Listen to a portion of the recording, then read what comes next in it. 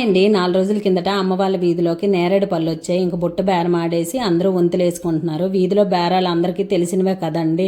ఇంకా కరెక్ట్గా వాళ్ళు వాటాలు వేసుకునే టైంకి నేను వెళ్ళేసి నాకు ఒక వాటా కావాలంటే అక్కడ ఉన్న వాళ్ళు ఏరుకొని తినేవాడు వెంట గీరుకొని తినేవాడు పడ్డట్టు ఇప్పటిదాకా వాడితో బేరమాడి మేము తీసుకుంటే చక్కగా వచ్చి వాటా తీసుకుంటున్నావా అనేసి అంటున్నారు.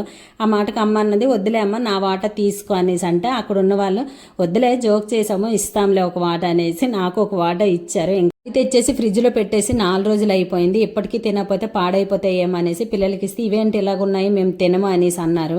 నేరేడు పళ్ళు నేనైతే డైరెక్ట్గానే తింటానండి, కానీ పిల్లలు తినమన్నారు అనేసి వాళ్ళ కోసము ఈ విధంగా జ్యూస్ చేశాను.